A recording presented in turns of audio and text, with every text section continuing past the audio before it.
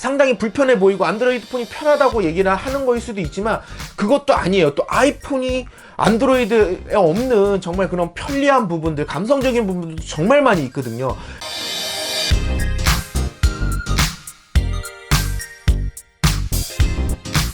안녕하세요, 이지입니다. 안드로이드 폰을 사용하시던 분들이 아이폰으로 넘어갔을 때 느끼는 가장 큰 불편한 부분, 안드로이드에서는 당연히 되는 기능들이기도 하지만 아이폰을 사용하면서 되지 않게 되면서 좀 불편한 기능이 사실 몇 가지가 있습니다. 어떤 불편한 부분들이 있는지 좀 몇 가지 살펴볼까 합니다. 우선 첫 번째는 사실 이 아이폰의 경우에는 안드로이드보다는 조금 더 개방성이 떨어진다고 좀 보시면 되세요. 그러니까 가장 기본적으로 그런 애플의 UI를 따라야 된다라는 이런 느낌이 있습니다. 그러니까 뭐 안드로이드보다는 그런 확장성을 이용을 할 때는 사실 아이폰에서는 불편한 부분들이 많이 있습니다.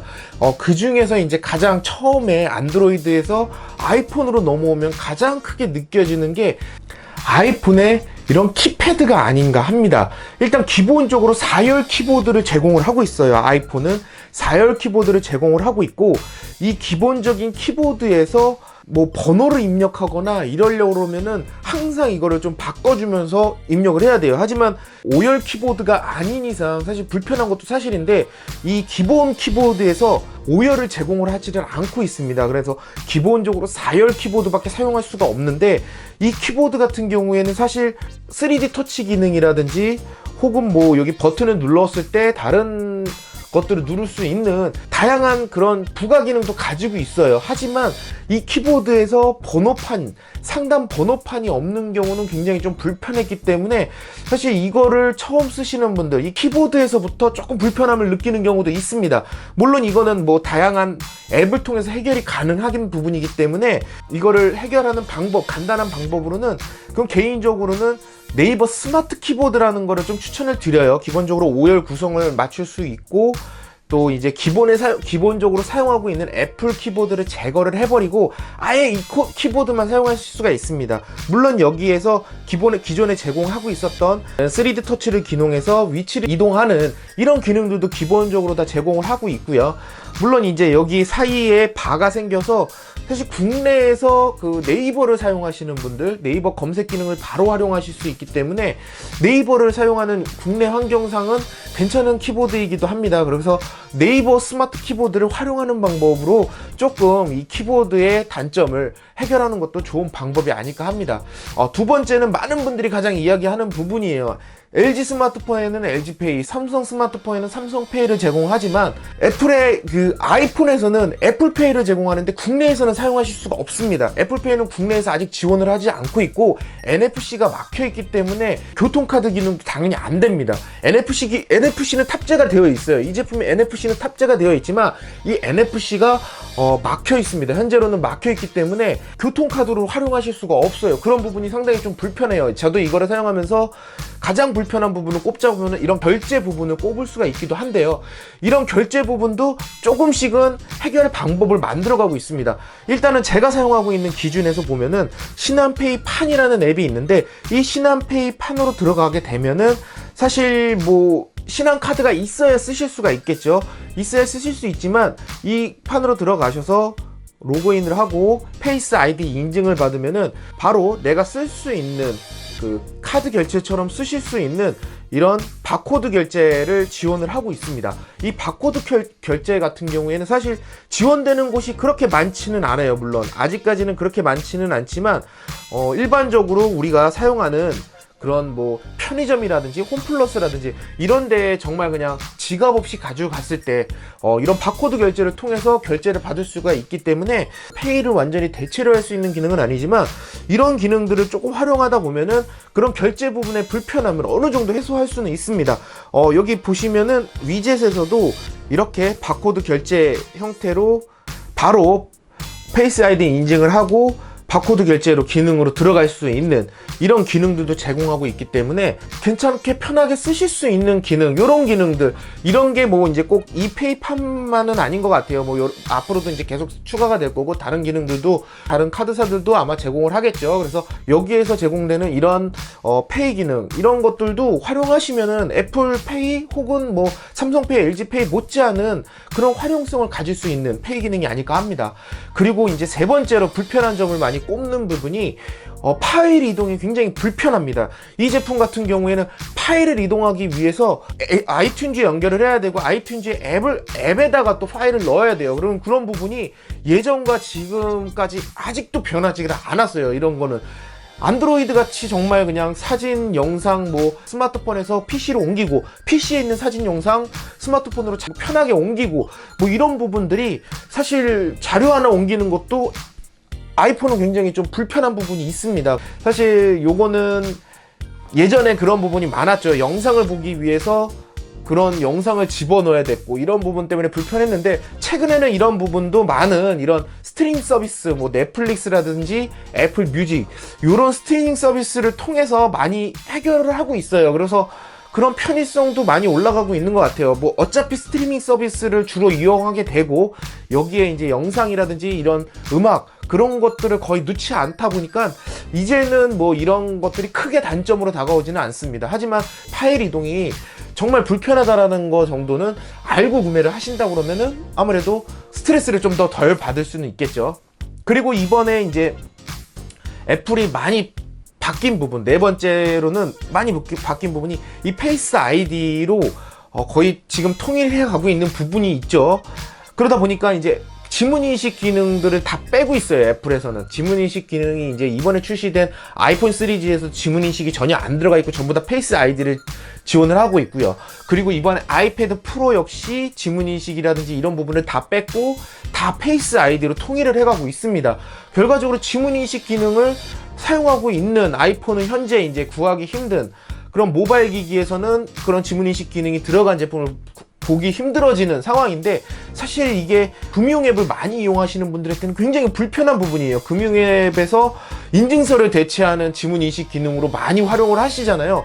저도 그걸로 많이 활용을 하고 있었고, V40이라든지 V30, 그 전에 이제 뭐 삼성전자라든지 이런 제품들은 다 그 지문인식을 지원하기 때문에 그런 금융앱을 자주 사용하시는 분들한테는 굉장히 그게 편한 로그인 방법이었습니다. 그러나 이제 이 페이스 아이디로 넘어가면서, 물론 이제 몇몇 앱들은 지원을 하고 있어요. 뭐 시티은행이라든지 이런 데들 몇몇 때는 페이스 아이디를 지원하고 있지만, 아이폰으로 그런 금융앱을 많이 이용하시는 분들은 사실 그런 부분은 좀 불편해요. 매번 인증서를 치고 들어가야 되기 때문에 불편한 부분이 있는 것이 사실이고요.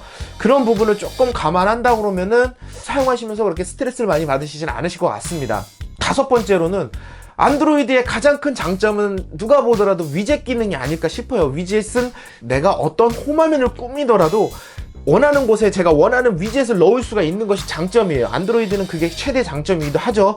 하지만 아이폰에도 위젯 기능은 들어갔지만 그 위젯 기능이 정말 제한적이에요. 제한적이기 때문에 한쪽에 맨 왼쪽에 이렇게 위젯을 설치를 하실 수 있고, 거기서 몇몇 위젯 그런 기능들을 좀 사용하실 수가 있는데, 사실 한 곳에 몰아놓고 봐야 되다 보니까 그 위젯을 뭐 어떻게 세팅을 편하게 쓰시는 분들도 계실 거예요. 하지만 내가 사용했을 때 뭐 예를 들어서 캘린더도 이쪽 페이지에 펼쳐놓고 싶고, 그 금융앱 밑에는 보안카드 위젯을 좀 띄워놓고 싶고, 이런 것들을 제가 마음대로 좀 커스터마이징 하고 싶지만 그런 것들이 안 돼요. 아이폰은 그런 것들이 안 되기 때문에 이런 부분은 조금 감안을 하고 사용해야 된다는 것이 조금 아이폰의 단점이 아닐까 싶습니다.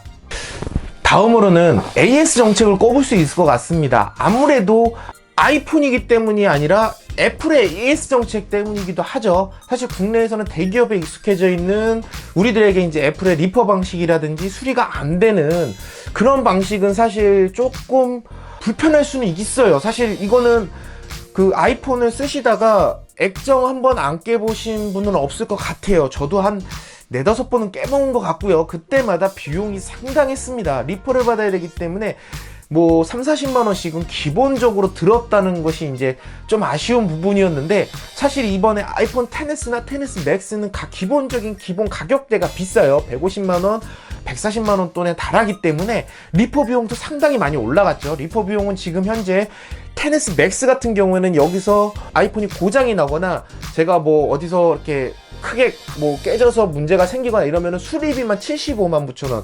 리퍼비죠. 리퍼비가 75만 9천 원이 나옵니다. XS도 69만 5천 원으로 이게 상당히 좀 부담스러운 금액이에요. 100만 원대로 나온 XR조차도 리퍼비가 50만 원이 넘어요. 50만 5천 원 정도 나오는데, 이런 것들을 보면은 국내에서는 사실 그 부분만 교체를 하면은 뭐 예를 들어서 OLED 같은 경우에는 OLED를 반납을 하고 그 부분에 할인도 받을 수 있고, 그러다 보면은 좀 더 저렴하기도 하잖아요. 특히 또 강화유리가 깨지게 되면은 수리비가 맥스 같은 경우는 41만 5천 원이에요. 화면이 망가진 것도 아니고 이 강화유리 하나 깨졌는데도 41만 5천 원을 내야 되고, XS 역시 35만 5천 원을 내야 돼요. 이런 부분은 사실 뭐 대기업 AS 정책에 익숙해져 있는 소비자가 이런 애플의 AS를 처음 접하게 되면은 굉장히 황당할 수가 있습니다. 이게 이해가 안 될 수도 있어요. 하지만 이게 애플이고 사실 조심히 쓰시는 수밖에 없습니다. 그렇기 때문에 뭐 가장 좋은 방법이라고 하면은 물론 통신사의 그런 파손 정책이라든지 이런 것들을 조금 이용하거나, 그것조차도 뭐 전부 다 지원은 안 돼요. 뭐 70%밖에 지원이 안 되고 이런 부분이 있기 때문에, 만약에 자기가 아이한테 뭐 폰을 자주 맡기는데 아이가 자주 깬다, 혹은 내 스마트폰은 덜렁대서 스마트폰을 자주 깬다, 이런 분들은 해외 계정을 통해서 애플케어 플러스를 구매를 해서 내 폰에 적용시키는 방법도 하나의 방법입니다. 뭐 대략적으로 한 20만원대 조금 더 넘거나 그 정도 수준이죠. 20만원 조금 넘는 수준인데, 적용을 하게 되면은 뭐 애플케어 플러스 같은 경우에는 그 완전 보상을 해줘요. 뭐 리퍼비를 완전 보상해주기 때문에 그런 부분에 대해서는 한번 대체를 찾아보는 것도 한 방법이긴 합니다. 그리고 7번째 같은 경우에는 생각보다 국내 지원이 적습니다. 애플 같은 경우에는 특히나 국내에서는 안드로이드 운영체제의 점유율이 굉장히 높아요. 국내는 거의 80%를 넘는다고 보면 됩니다. 아무리 아이폰이 인기가 많고 뭐 많은 분들이 쓰는 것 같이 보여도 국내의 점유율은 15%에서 18% 정도, 이 정도가 왔다 갔다 20% 안팎이 왔다 갔다 할 정도입니다. 물론 이제 단일 폰으로 그 정도가 팔리는 거기 때문에 엄청난 거라고 볼 수는 있어요. 하지만 이런 그 OS 점유율로 보자면 안드로이드 OS와 iOS 점유율은 상당한 차이가 날 수밖에 없습니다. 그러다 보니까 모든 개발사들, 게임사들이 안드로이드 위주로 좀 개발이 들어가게 되고, 혹은 안드로이드만 출시하는 경우도 있어요. 그리고 안드로이드 OS의 업그레이드가 우선되는 경우가 많습니다. 물론 iOS에서는 검수 기간이 조금 더 오래 걸리기 때문에 늦게 올라오는 경우도 있고요. 그러다 보니까 결과적으로 나중 가서는 iOS를 버리고 안드로이드 OS에만 투자하는 앱 회사들도 많이 나타나고 있습니다. 사실 이런 부분은 iOS의 국내 작은 시장 규모, 사실 뭐 이 규모가 애플에서도 아무래도 적극적으로 국내 시장에 그런 서비스 제공을 하지는 않고 있죠. 그런 부분이 좀 아쉬운 부분이긴 한데, 애플페이도 그 중에 하나인 거고요. 이런 부분이 좀 많이 있기 때문에 업그레이드가 느린 거, 일부 지원, 물론 사용하시는데 큰 지장은 아니지만 그런 부분에 대한 기본적인 그런 상황을 좀 알고 구매하시면은 조금 더 스트레스를 덜 받는 부분이기도 합니다. 뭐 사실 요것뿐만 아니라 뭐 다양한 부분들, 안드로이드에서 아이폰으로 넘어왔을 때 불편을 느끼는 부분들은 더 있을 수도 있어요. 하지만 뭐 이 정도 선에서 제가 느꼈던 부분, 제가 불편했던 부분들, 이런 정도 선에서 간단하게 좀 정리를 해보도록 하고요. 사실 이런 뭐 단점이라고 하면 단점일 수 있죠. 아이폰의 단점일 수 있지만, 이렇게 단점만 나열하고 보면은 상당히 불편해 보이고 안드로이드 폰이 편하다고 얘기를 하는 거일 수도 있지만, 그것도 아니에요. 또 아이폰이 안드로이드에 없는 정말 그런 편리한 부분들, 감성적인 부분들도 정말 많이 있거든요. 그렇기 때문에 이런 단점들을 충분히 상쇄하고도 남을 정도의 장점을 가지고 있는 또 아이폰이기 때문에 많은 분들이 선택을 하고 저도 선택을 한 부분이 아닐까 합니다. 안 좋은 부분들도 알고 접근을 해야 내가 이 아이폰의 좋은 점과 안 좋은 점을 구분을 하고 선택을 하실 수 있고, 그런 선택에 있어서 충분히 만족하실 수 있는 결과가 나올 수도 있기 때문에, 이런 단점 아닌 단점에 대해서 좀 간단하게 소개해 드리기도 했고요. 이번 아이폰 XS 맥스 안드로이드에서 아이폰으로 넘어갔을 때 불편했던 부분, 이런 포인트에 대한 간단한 소개가 조금이라도 도움이 되셨다고 하면은 이쪽에 구독하기, 좋아요, 많은 댓글 부탁드리도록 하겠습니다. 감사합니다.